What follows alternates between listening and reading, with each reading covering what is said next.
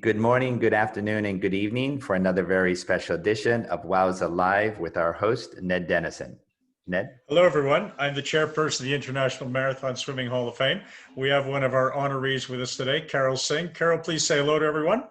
Hello, everybody. Carol, you grew up in San Diego. You're around the ocean and swimming your entire life. And then somehow you got caught up in this whole open water swimming mania. How did that happen? When did it happen? You know what?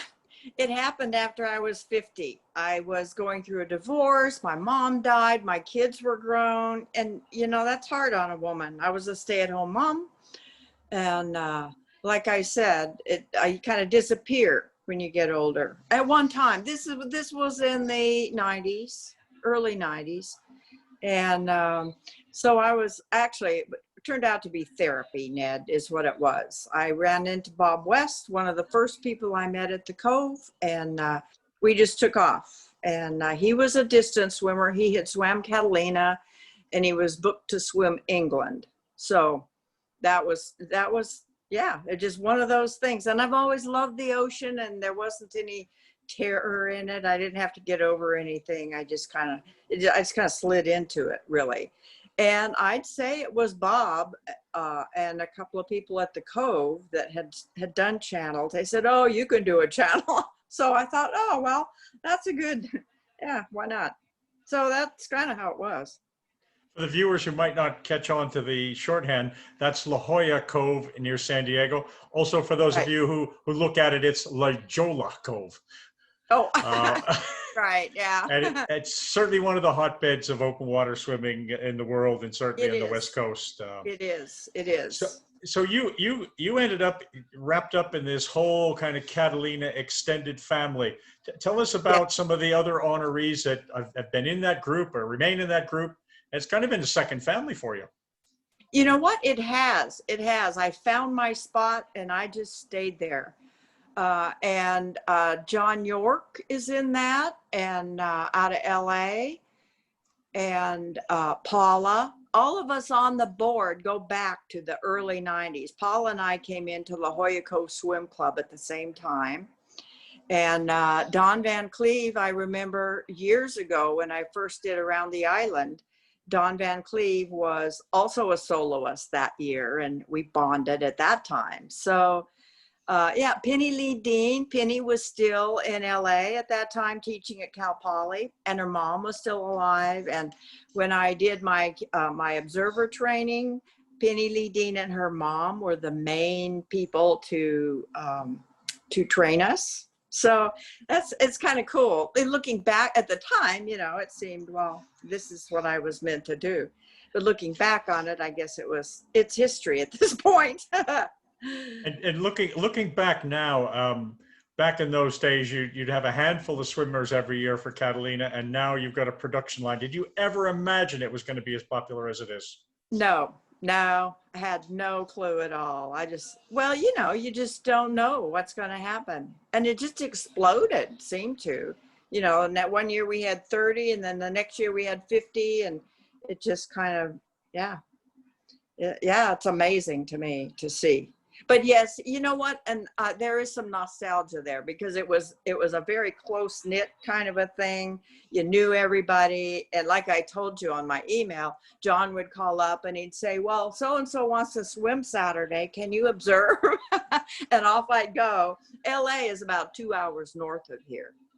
And the traffic wasn't as bad as it is now. And so I could zip up there and observe and then zip home. I was younger too. Yeah, I was zipping everywhere at that point. So you got involved, they sucked you in, they put you to work in administration, they put you to work observing, but you also did a bit of swimming, the kind of the relays, and you started with some solos down in Coronado. How did that all come about? Were you dying to get in the water, or were people giving you a push? Probably both.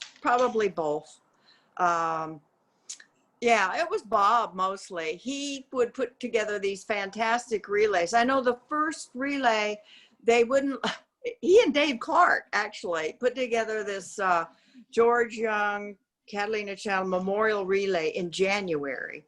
And I had just started swimming with Bob, and David said, "Oh no, you don't have enough experience to go in January, but why don't you observe?" So there I was. That was my first channel. That was Paula's first time out there too.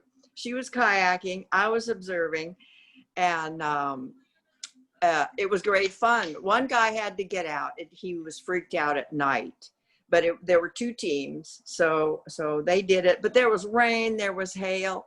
Penny asked me, she said one time, "So who observed?" I was talking about all the things that happened out there. And she said, "Well, who was the observer? Why didn't they call that swim?" And I said, "Well, I was the observer, and that was the first time I'd ever been out there. I had no clue." But I stayed up and I thought, wow, this is for me. I remember that very clearly, thinking, oh, I love this channel. I mean, that was, 25 years ago. So I've just been out there ever since. And so Bob would put together the relays. He'd encourage me, say, "Oh, you know what? You're a channel swimmer." We'd get out of the water in the winter. Our winter temps are about 55, 58. And so we'd be shivering and shaking, and he'd say, "Oh, you'd make a good channel swimmer, Carol." You know, so that was just kind of how it evolved. Yeah, I loved it. So Still do. a couple of solos around Coronado. Sounds like a great vacation in Hawaii, swimming around Maui. And then next thing you know, you're signed up for a Catalina solo. How many times had you been out on relays or observing before your solo? Oh, I'd been out quite a bit. We did a relay at least once a year, and quite often twice a year. So by that time I'd been out. I was pretty familiar with the channel. But your first big marathon at that point. Yes, that was my first big marathon. And I was so nervous. And I thought, I really can't do this. But I had all my friends out there on the boat. And I thought, I have to go at least 3 hours, before I get out. That was kind of my mindset. And then it was, quite frankly, Ned, it was so perfect. It was dead calm, no currents. And I just kept going. And then like I told you in my email, I heard the boat captain say, "She's got 8 miles to go." And I thought, well, that's back and forth 3 times to the pier. I can do that. Yeah, it was cool. So that was my first big one. And then, everybody just kept encouraging me. So I just kept going out there. And my paddler, Kevin, just is stellar. And he was with me all the time. And he's a water guy. So yeah, I probably couldn't have done it without Kevin. Yeah. And Bob, When we interviewed David Clark, I think he said something like, if you observe 10 times or more in a Catalina channel, when you go to do your solo, you're guaranteed excellent conditions. I'm pretty sure he said something like that. Karma. He's talking about karma. Yeah. Yeah, okay. that's it. Yeah. So then you were the oldest person to do Catalina back in the day? No, I was the oldest female. Bob was always ahead of me, and he's older than I am. So. And next stop was Manhattan, if I have your timeline correct? That's correct. Yeah, and Kevin didn't go with me on that one. I'm trying to remember that first swim, but I met Marcia Cleveland. I met Nora back there, and people, all kinds of people, because people have come up to me afterward and said, "Oh, I met you in Manhattan in '98." And I thought, wow, this is very cool. Yeah, it's a great community. So you went back for a second Manhattan, so you must have loved the first one. I did. You know what? That's an amazing swim. And everybody said, "Oh, it's so dirty, you can't do that." But I didn't find it. I took a tour after my swim, and I was glad I hadn't taken the tour beforehand, because it was, there was stuff in the water. But it was a gorgeous swim. I hadn't done one like that before, with all the buildings and all that stuff. So it was neat. And yes, I did go back. And that was the year that I think Marcia was in charge of it, and they pulled us out twice. Kevin was there that year, Kevin Murphy, and they pulled us out twice because of lightning. So they pulled us out and waited until it passed, and then they put us back in the water, supposedly where we got out. You know how that goes. So Uh, so it wasn't nearly as much fun. I remember thinking, oh, I don't want to get back in this water. But yeah, again, it was my crew. If they hadn't just sat there kind of stone faced, like, get back in the water, I wouldn't have probably. Yeah. Yeah. So at this point, you started to become a bit of a minor celebrity. You would have been a major Yes. celebrity, but Hollywood's right around the corner, and they probably take some Right. of the air. There you go. Off to England, but not alone and not in the normal way. You had an entourage. You had a posse with you. I did. And in fact, a group from the Cove did a relay that same NEAP. And so there were quite a few people that I knew, and most of us stayed there at Barn Ridge. And Terry Rogers was the reporter from the Union Tribune, and the newspaper here sent him along. And it was supposed to be a shoot, you know, not family values, but a Lifestyle.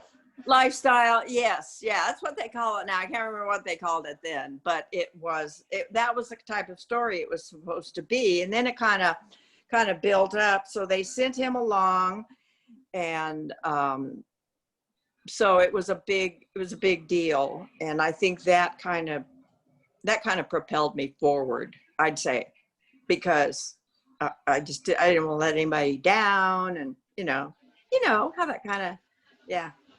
So, but it sure was fun. I had way more than my 15 minutes of fame. You know, a big group met me at the airport when I came back, and it was great. It was great. And again, I was fortunate with my conditions. I started at I think 6 a.m. and I finished at 6 p.m.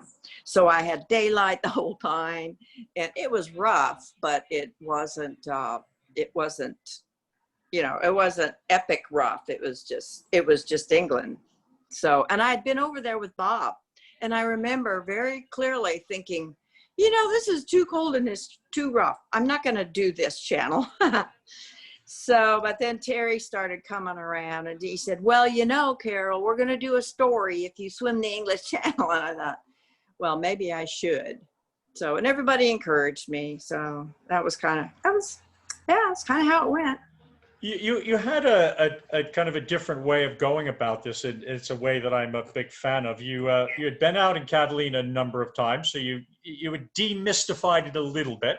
You'd been over to the English Channel with a friend, so you demystified it a little bit. And I certainly encourage people, particularly going for the channel. I go, go do a relay the year before, go volunteer to be somebody's crew.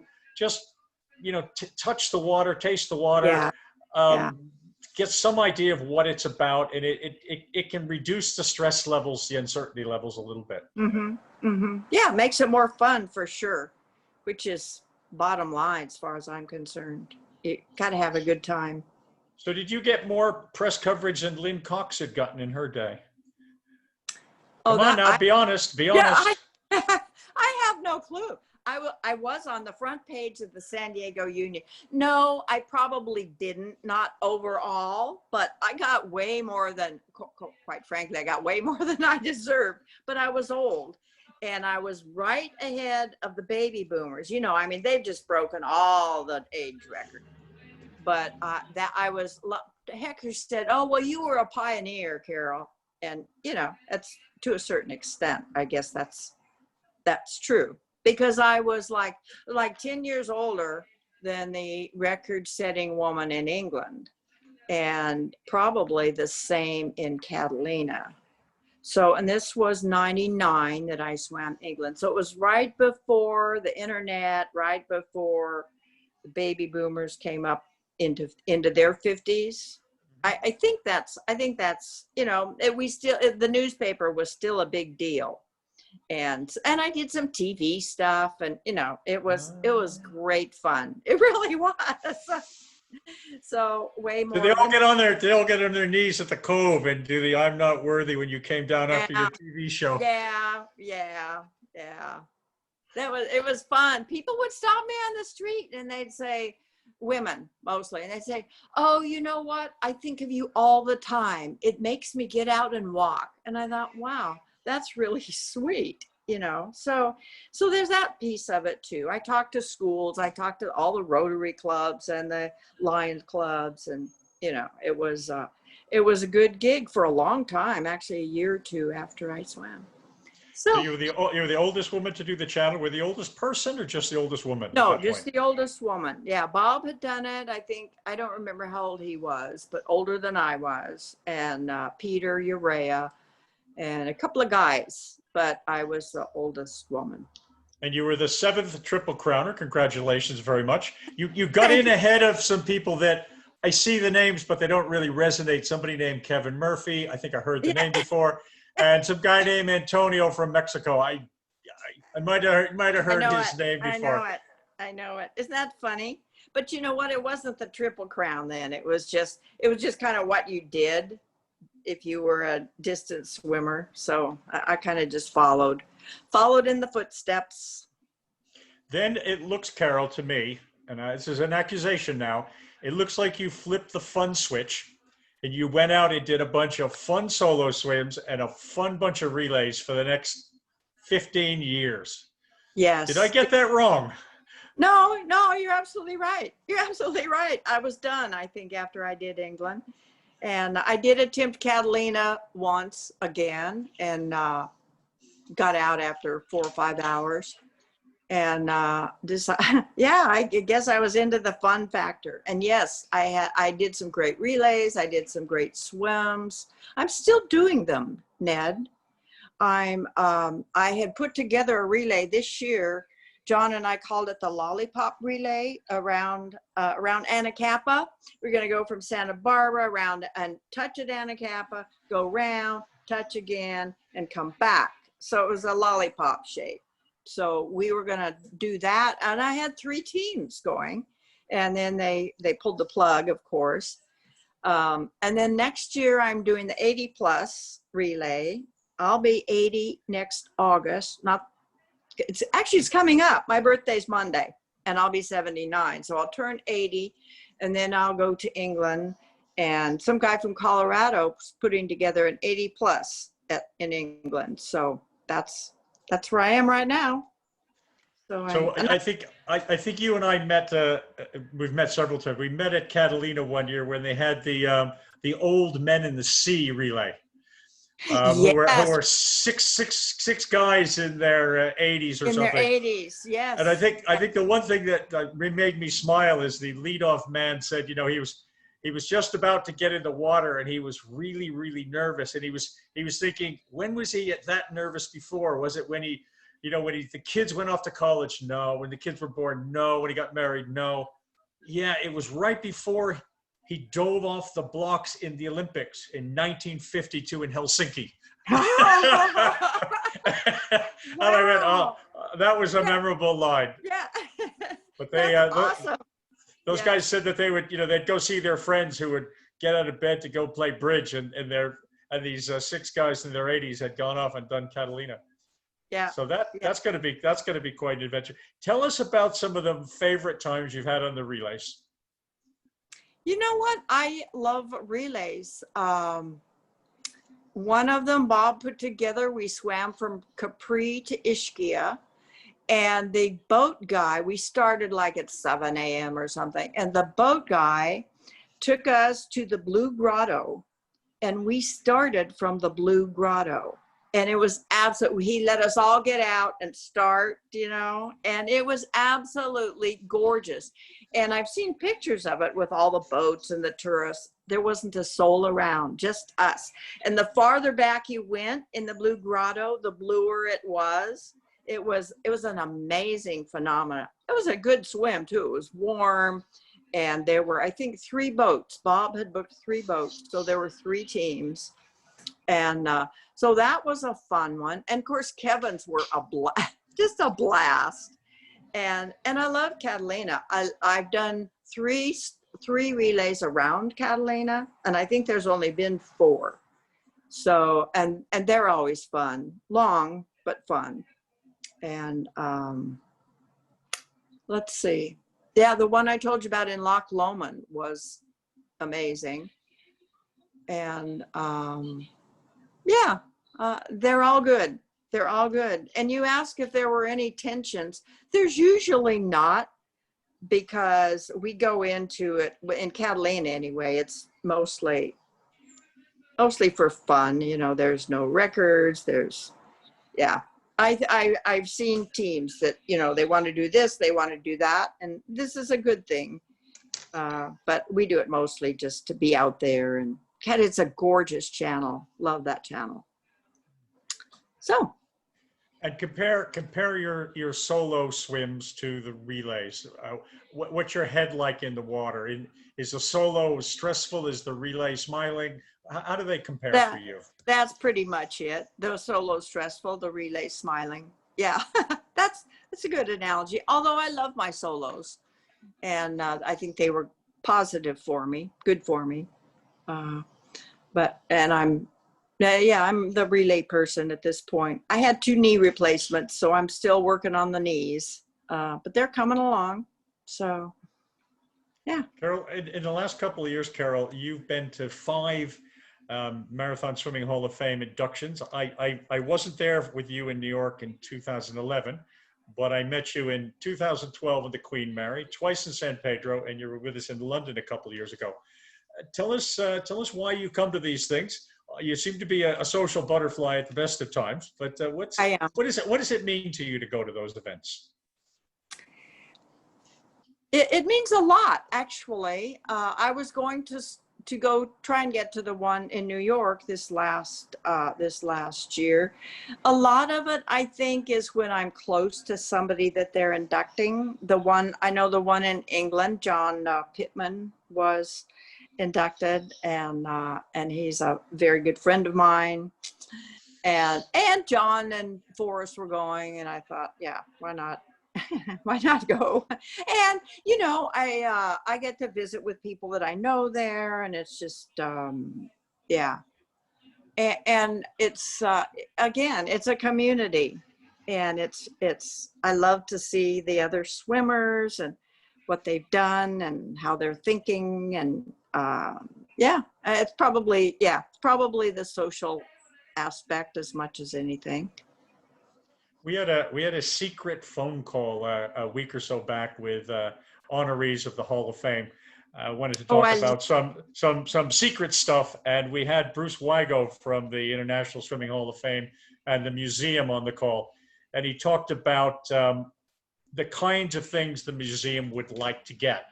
And I got a message from you like the next day going, "Yep, already got that sorted." So what memorabilia goodies are you sitting on, Carol, that someday we're going to see in the museum?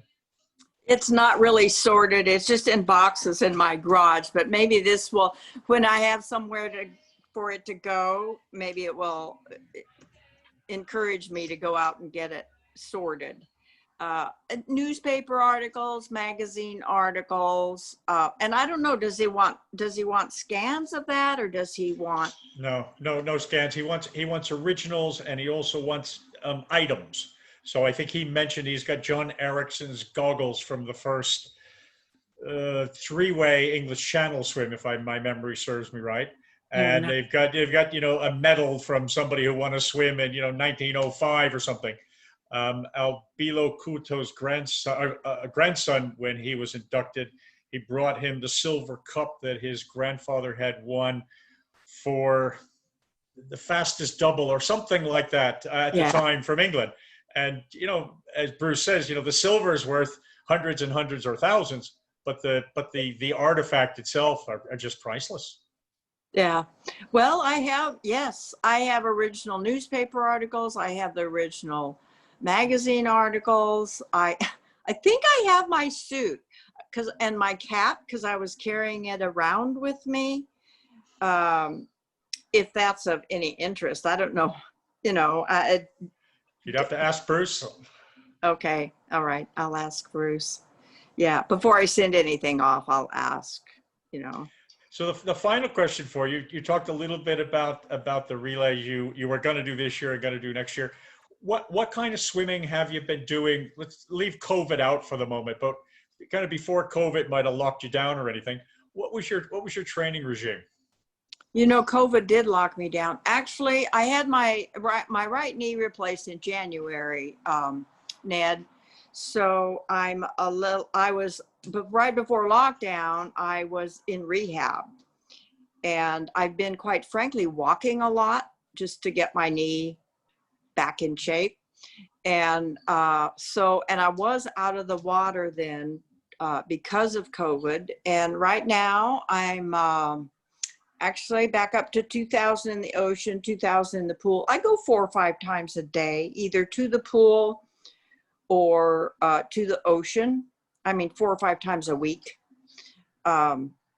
No one was questioning it when you said a day. We all said, okay, that's what you need to do. No, and so it's slow. It's a slow process. The recovery, the surgery is a big deal, and so the energy level is finally coming back. So I'm feeling confident by next year I will be better than I was. So, and I've got I have to get the medical and I have to do the qualifying swim. So that's going to tell me a lot. But I have time. So I'm not, so yeah, actually I'm doing okay. I think I'm okay for where I am. And, yeah, it's not a lot. It's all relative. My physical therapist says, well, you do a lot for your age, Carol. So yeah, it's I have to realize I'm not 50 anymore. Well, Carol, I want to thank you very much for your time today. You've been absolute inspiration. You don't have to be under the age of 50, and you don't have to have your own original knees. You can still keep going in this sport. You can still keep smiling and swimming. Yeah, that's it exactly. And yeah, I'm pretty happy camper. Thank you for interviewing me.